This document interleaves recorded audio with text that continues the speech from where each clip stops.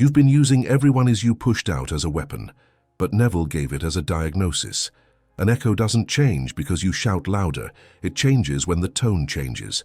When persistence is fueled by fear, it quietly turns the law inward against the user. Instead of stabilizing a new state, it reinforces the old one, the state of not having, not being chosen, not being secure. The repetition feels like discipline, but the emotional undercurrent is doubt. The law does not respond to words, it responds to state. And a state of anxiety, no matter how spiritual the language wrapped around it, can only reproduce itself. This is why so many people feel exhausted by techniques that were meant to be liberating. There is a reason Neville spoke so highly of his teacher, Abdullah, and it wasn't because Abdullah offered elaborate methods or endless explanations. Quite the opposite. Abdullah insisted on assumption without discussion, without persuasion, and without coercion. Once a state was assumed, the matter was considered closed. No checking, no convincing, no attempting to manage the bridge of incidents. That firmness was not force, it was certainty, and certainty does not argue with reflections, it rests. The modern misuse of "everyone is you" pushed out often carries an unspoken belief that other people must be corrected before life can move forward. If they would just change, apologize, text back, behave differently, or finally see you the way you want to be seen, then peace could arrive. But that belief reverses the entire law. It places the mirror in charge of the face. It suggests that fulfillment is conditional, dependent, and fragile. Neville's teaching was meant to do the opposite, to restore ease, ethics, and natural results by revealing that the work was never about controlling appearances. When the direction of the law is understood correctly, something profound happens. The need to manipulate dissolves, the urgency softens, ethics return naturally because you realize you are never acting upon others at all. You are moving within consciousness, adjusting a state, and allowing the world to reorganize itself without violence or resistance. This is not passive. It is precise. It is not weak. It is grounded.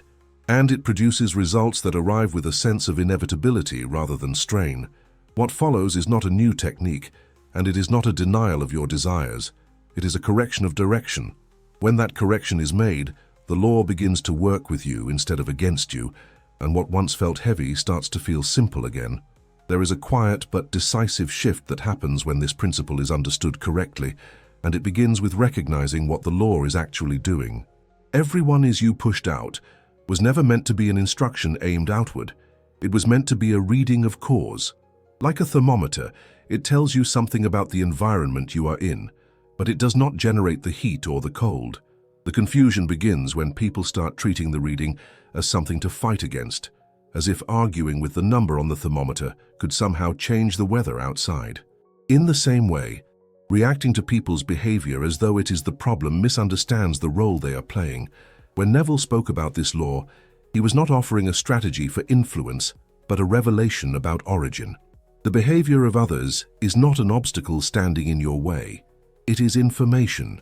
It is feedback about the state you are occupying, often delivered with uncomfortable precision. This is why trying to use the principle against someone else always feels tense and brittle. You are attempting to turn a diagnostic tool into a weapon, and weapons require resistance to justify their use. The moment you perceive another person as something to overcome, you have already affirmed separation and struggle at the level of state. What makes this so difficult to accept is that the mind prefers targets. It wants something external to point to, something it can blame, correct, or fix. A person feels easier to confront than an identity, yet the law does not deal in personalities. It deals in states of consciousness. People appear to resist you not because they have independent power, but because resistance is already active within the state you are wearing. When the state changes, the reflection cannot help but follow, just as the thermometer must register a new temperature when the air itself shifts. This reframing removes opposition from the equation entirely. Instead of seeing someone's actions as a problem to solve, they become a signal to interpret. Not a judgment, not a punishment, but a report. And reports are neutral. They carry no moral weight on their own. They simply describe what is currently being expressed. This is why reacting emotionally to the report only deepens the same pattern. It is equivalent to yelling at the thermometer and expecting the climate to improve. There is a subtle relief that comes with this understanding. If people are not enemies or obstacles, then there is nothing to fight. If their behavior is feedback rather than opposition, then your energy no longer needs to be scattered outward. The work becomes simpler, quieter, and more internal. You are no longer trying to correct the world, you are reading it. And once the reading is understood, the cause can be addressed directly, without force and without delay. This is the beginning of real power in Neville's teaching. Not power over people, but power over identification. When you stop treating others as the source of your experience, you reclaim the ability to change that experience at its root. The law stops feeling like a struggle and starts functioning as a mirror that can finally be used with clarity rather than fear. At first glance, trying to change another person feels reasonable, even justified. If someone's behavior is uncomfortable, inconsistent, or disappointing, the impulse to correct it arises almost automatically. The mind tells a convincing story. Once they change, everything will settle. Peace, confidence, and security are imagined as outcomes waiting on someone else's decision. Yet this very impulse reveals something deeper that often goes unnoticed. The effort to change another person is not evidence of power. It is evidence of misidentification. The law exposes this misidentification with surprising honesty. When you argue with a mirror, you are not influencing the reflection. You are confirming your belief that the reflection is in charge. Every attempt to persuade, affirm harder, or mentally override another person's behavior is a silent admission that you believe the cause is outside of you. The more emotional energy invested in that effort, the more firmly the old state is occupied. The state of needing change, needing confirmation, needing movement from the outside becomes the identity being persisted in. This is why effort and strain so often accompany these attempts. Effort is not neutral, it carries information. It reveals that the desired state is not yet assumed as natural. If it were, there would be no urgency to fix anything. The moment you feel compelled to intervene, explain, or correct, the law has already shown you where you are standing. You are standing in the assumption that fulfillment is conditional, and conditions always multiply themselves. Persistence in this distorted context becomes repetition fueled by anxiety. People repeat affirmations not because the state feels real, but because it does not. They persist not in being, but in trying. And trying is the signature of the old identity, the identity that is still negotiating with life rather than inhabiting its conclusion. The law does not reward struggle. It reflects identification. What you are being will always outweigh what you are attempting. Arguing with the mirror never produces a new image. It only sharpens your awareness of the one already there. In the same way, focusing on another person's behavior keeps attention locked on the very evidence that the old state is active. This is not a punishment, it is coherence. Consciousness must remain consistent with itself. As long as the identity of the one who needs them to change is occupied, the world will faithfully supply reasons to remain there. The shift happens when persistence is no longer defined as effort, but as occupancy. When identity stabilizes, behavior reorganizes without confrontation. There is no announcement, no force, no negotiation. The reflection adjusts because it must, not because it was convinced. This is why Neville emphasized remaining faithful to the state rather than battling appearances. Appearances only have authority when they are treated as cause. Understanding this removes the subtle exhaustion that many people associate with the law. You are no longer responsible for managing others' outcomes or timing. Your responsibility, if it can even be called that, lies in where you are standing internally. Once that is clarified, the need to change anyone dissolves, and with it the old state loses its fuel. Persistence is occupancy, not repetition. There is a point in this teaching where the misunderstanding becomes especially clear, and it centers on the word persistence. Over time, persistence was quietly redefined from loyalty to a state into repetition of words and techniques. People began to believe that saying something often enough, long enough, or with enough intensity would eventually overpower doubt. Yet this interpretation misses the subtlety Neville was pointing to. Persistence was never about reminding yourself of who you want to be. It was about no longer forgetting who you have decided you are. Identity does not require rehearsal. You do not wake up each morning and repeat your name in order to remember it. You answer to it naturally because it is already assumed. In the same way, A state that is truly occupied does not demand constant verbal reinforcement. It expresses itself effortlessly through reactions, expectations, and emotional tone. When repetition feels necessary, it is usually because the state has not yet been accepted as home. The words are being used as a bridge, but the bridge is never crossed. This is where strain quietly enters the process. Repetition driven by fear carries the emotional signature of uncertainty. The underlying feeling is not, "this is done," but "this must work." That difference is subtle, yet decisive. Consciousness responds to what is being lived, not what is being argued. The law cannot be persuaded by volume or duration.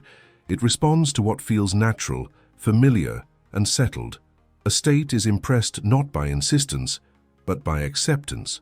Occupancy means that you remain faithful to an identity even when the senses offer conflicting information. Not through denial or tension, but through familiarity. When something feels like yours, you do not monitor it constantly. You assume its continuity. This is why Neville emphasized remaining in the assumption rather than checking on results. Checking is a confession that the assumption is not yet inhabited. Persistence, in its original meaning, was about staying where you have moved internally, not about dragging the mind back over and over again. Once this distinction is seen, much of the exhaustion around manifestation dissolves. The effort to repeat gives way to the simplicity of being. You are no longer trying to convince yourself of a future. You are responding from a present identity. Reactions shift. Expectations soften. Even imagination becomes less dramatic and more matter-of-fact because it is no longer compensating for lack. It is confirming what feels internally coherent. This is why persistence, when properly understood, feels quiet rather than intense. It has the steadiness of something that is already decided. There is no inner debate, no countdown, no emotional bargaining. The state holds itself. And because it holds itself, the outer world eventually reflects it without being chased, managed, or forced. If identity creates reality, stay here, subscribe, and remain in truth. There is a hidden tension that often accompanies affirmations, and it has very little to do with the words themselves. On the surface, everything sounds correct. The phrases are positive, the intention seems aligned, and the repetition appears disciplined. Yet underneath, there is frequently a tightness, a sense of urgency that betrays the emotional climate in which those affirmations are being spoken. Fear-based affirming is not about what is being said, it is about what is being protected against. When affirmations arise from fear, they function like a rope pulled too tightly. The harder you tug, the more resistance you feel, and the more entangled the situation becomes. This is not because the law is opposing you, but because inner tension is being broadcast as lack. Consciousness cannot express relaxation and desperation at the same time. If the affirming carries the feeling of "this must change or else," then the state being occupied is still one of insecurity, no matter how polished the language sounds. This is why people often experience others as unmoving or even more rigid the harder they affirm. The law is not freezing people out of spite. It is maintaining coherence. A state of inner pressure produces outer pressure. A state of inner watching produces outer delay. The effort to force movement only confirms that movement is not yet assumed as natural. In this way, fear-based affirming becomes self-reinforcing, not because it is wrong in form, but because it is misaligned in feeling. The subtle mistake lies in confusing imagining with controlling. Imagining, as Neville taught it, was never meant to override reality through willpower. It was meant to gently install a state that feels complete in itself. When imagination is used as a shield against anxiety, it becomes tense and brittle. The images are sharp, repeated, and emotionally charged because they are compensating for doubt rather than flowing from certainty. The result is often a strange sense of effort without movement. As long as inner tension is present, others will appear fixed in their roles, not because they are stubborn, but because the state being projected has not yet changed. When the knot is pulled, it tightens. When the pressure is released, the structure loosens on its own. This is not an instruction to stop imagining, but a clarification of its function. Imagination is meant to soothe the system into a new identity, not to wrestle the world into submission. Once fear is no longer the fuel, affirming becomes almost unnecessary. Thoughts align naturally with the assumed state. and imagination feels less like a task and more like a quiet recognition. In that atmosphere, others begin to move without explanation. Conversations soften, behaviors shift, and circumstances reorganize in ways that feel organic rather than engineered. The change does not come from pushing harder, but from no longer needing to. Imagining changes you first, others follow. There is a quiet reversal embedded in Neville's teaching that many people overlook, and it changes everything once it is seen. Imagination was never meant to be used as a remote control for the world. It was meant to be a doorway into a new self. The moment imagining is approached as a way to get others to behave differently, its power is misunderstood. The real movement of the law always happens inward first, and only afterward does it appear outward as changed relationships, conversations, and circumstances. This is why imagining feels ineffective when the focus remains on other people. The inner self has not yet shifted, so there is nothing new for the world to reflect. Neville was precise about this. States are entered, not applied. When you imagine, you are not instructing the world. You are consenting to a new identity. That consent reorganizes perception, emotional tone, and expectation. And because people respond not to your words but to your state, their behavior begins to change without effort or explanation. The analogy of a script captures this perfectly. When the script changes, the actors do not need to be informed. They simply begin speaking new lines because the context has shifted. In the same way, when self-concept changes, others naturally occupy roles that are compatible with that new concept. They are not being manipulated. They are responding to coherence. Consciousness cannot express contradiction for long. It resolves itself through alignment. This is also why change often feels sudden once it occurs, even if nothing dramatic was done on the surface.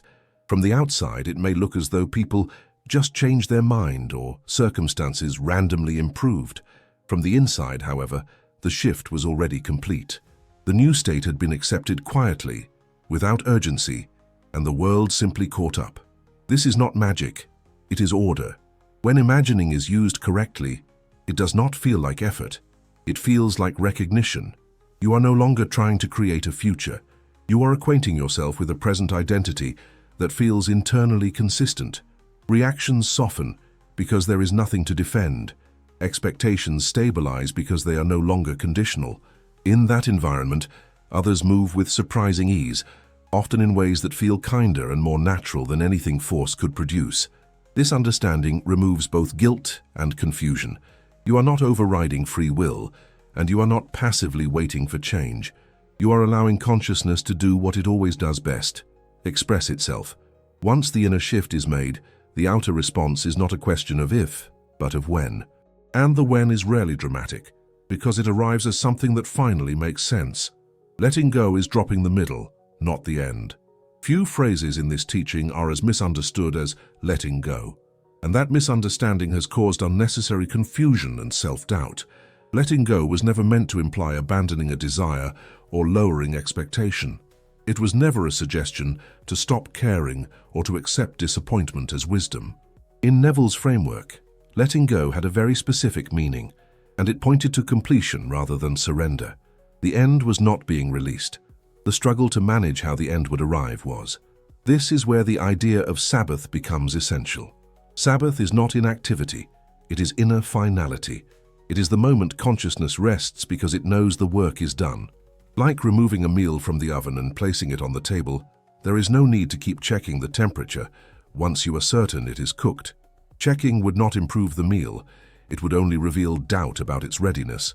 In the same way, repeatedly checking the world for confirmation only exposes uncertainty about the state assumed. The middle is where anxiety lives. It is the space of wondering, timing, and interpretation. When people struggle with letting go, it is often because they believe they are being asked to release the end itself, when in reality they are being invited to release the need to supervise the process. The law does not require oversight. Once a state is impressed, its expression unfolds according to its own order. Interfering with that order does not speed it up. It only reactivates the old identity of waiting.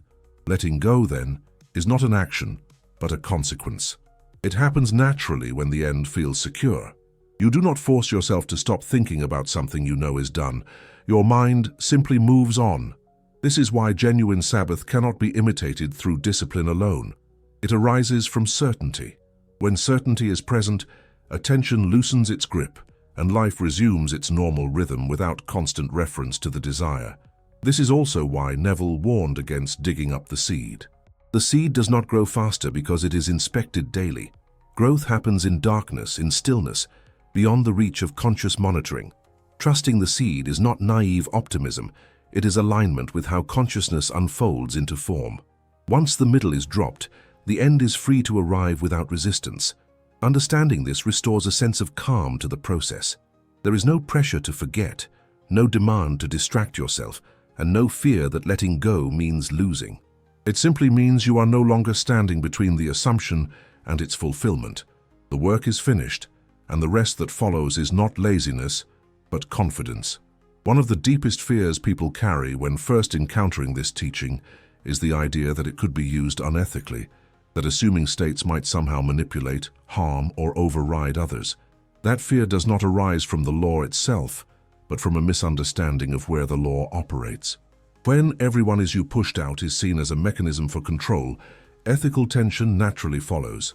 But when it is understood as a mirror of self-identification, that tension dissolves almost immediately. The law does not function through attack or intrusion. It functions through alignment. You're not imposing an image on another person. You're adjusting the state from which you relate to life. The reflection that follows is not coerced. It is synchronized. This is why the analogy of the reflection is so important. You do not strike a mirror to change what you see. You adjust yourself, and the image responds without injury, resistance, or force. Any attempt to harm another through assumption would require seeing them as separate, and separation is precisely what the law dissolves when understood correctly. Ethical coherence emerges naturally from this realization.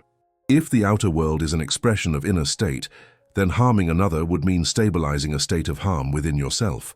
Consciousness cannot violate itself without consequence, not as punishment, but as consistency. States reproduce themselves. A state of cruelty, manipulation, or domination would only return those qualities to the one occupying it.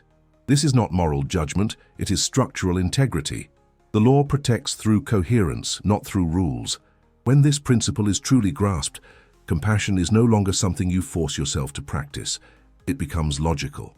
Adjusting self-concept is the most efficient and non-violent way to resolve conflict, tension, and misunderstanding. You are not trying to defeat an enemy. You are dissolving the state that made an enemy appear necessary. This is why the teaching, at its core, is deeply humane. It removes the need for blame, retaliation, and control. This also explains why genuine changes in relationships often feel surprisingly gentle. There is no dramatic confrontation, no moment of triumph over another person. Instead, distance closes, misunderstandings fade, or paths naturally diverge without bitterness. The world reorganizes itself in a way that preserves dignity on all sides. That outcome is not accidental. It is a reflection of the internal shift that made force irrelevant. Understanding this restores trust in the law. You no longer fear misusing it, because you see that misuse is structurally impossible once the direction is correct. The law does not grant power over others. It restores responsibility for self-identification. And in that responsibility, ethics are not enforced. They are implied. The moment you stop trying to change the reflection and focus on alignment, harm loses its mechanism, and compassion becomes the natural state from which everything flows. There is a reason Neville placed such importance on the state akin to sleep, and it has very little to do with technique in the conventional sense. Ersatz is not powerful because it is dramatic or vivid. It is powerful because it bypasses resistance. In that softened interval between waking and sleeping, the mind is no longer arguing for the old identity. The defenses that normally protect familiar limitations relax, and consciousness becomes receptive in a way that is difficult to access during ordinary waking effort. Neville described this state as one in which the body is immobilized, yet the imagination is free. That combination is not accidental. When the body is still, the sense of effort diminishes, and with it, the urge to control outcomes. The imaginal act that occurs in this state does not feel like striving. It feels like acceptance. This is why SATS is often where imagining finally works for people who struggled elsewhere. The state itself does the heavy lifting by quieting the old assumptions. The analogy of wet cement captures this perfectly. When cement is wet, it does not argue with the shape placed upon it. It receives form effortlessly. Once it hardens, changing that form requires force, chipping, and resistance. The waking mind is like hardened cement, full of habits, doubts, and reflexive reactions. The state akin to sleep softens that structure just enough for a new identity to be impressed without confrontation. The change happens quietly, without fanfare, and often without immediate sensory evidence. What is installed in SATS is not an event, but an identity. The imaginal scene is not important because it predicts the future, but because it implies who you are now. When that implication is accepted in this receptive state, it settles beneath conscious awareness. From there, it begins to express itself naturally through expectations, moods, and reactions. The outer world does not change because you imagined harder. It changes because the inner reference point has shifted. This is why Neville emphasized feeling over effort. Feeling in this context does not mean emotion in the dramatic sense. It means the quiet knowingness that something is real. In SATS, that knowingness arises more easily because the mind is not busy questioning it. The imaginal act feels like something remembered rather than something constructed, and what feels remembered carries authority within consciousness. The rewriting that occurs here is subtle. You may not notice it immediately. There may be no rush of excitement or instant confirmation. Instead, what changes first is your relationship to the desire. It feels less urgent, less distant, less charged. Life continues, but with a different undertone. Conversations land differently. Reactions soften. Choices emerge that would not have felt natural before. This is the quiet evidence that the state has been impressed. SATS does not force the world to change. It prepares you to inhabit a world that is already changing. By the time outer confirmation appears, the inner shift is often old news. This is why Neville referred to the imaginal act as the creative act itself. The rest is simply the echo. When the world responds, it does so not with drama, but with the calm inevitability of something that was decided in silence. You were never meant to control, only to assume. When this teaching is seen clearly, one realization stands above the rest. The strain people experience was never required. The impulse to control others, manage reactions, or force outcomes came from a misunderstanding of where power actually resides. "Everyone is you pushed out" was never a strategy for influence. It was a revelation of cause. People do not move because they are pressured. They move because a state has shifted, and expression follows identity as naturally as a reflection follows form. Neville Goddard was unwavering on this point. He did not teach persistence as effort, nor imagination as coercion. He taught persistence as remaining loyal to being. Being does not monitor results or argue with appearances. It rests in what feels internally finished. When that rest is present, the need to force dissolves because nothing is being waited on anymore. The law begins to work smoothly the moment struggle is removed from the process. This understanding also removes guilt and confusion. Many people believed they were failing because results felt slow or inconsistent, when in reality they were simply exhausting themselves by standing in the middle. Fear made them repeat, check, and push. But fear was never part of the law. It was an addition layered on top of it. Once fear is removed, what remains is calm, ethical, and precise. Change happens without drama because it is no longer compensating for doubt. There is an inherent moral coherence here that requires no policing. You cannot harm another when you understand this correctly, because you are not acting upon others at all. You are adjusting identification. Conflict fades because separation fades. Control becomes unnecessary because cause has been relocated inward, where it always belonged. This truth was echoed long before Neville. James Allen observed that character and circumstance move together as one process. When the inner state changes, the outer arrangement follows without resistance. The invitation then is not to do more, but to settle, assume the end, and rest. When the inner man is changed, the outer world responds quietly, faithfully, and on time.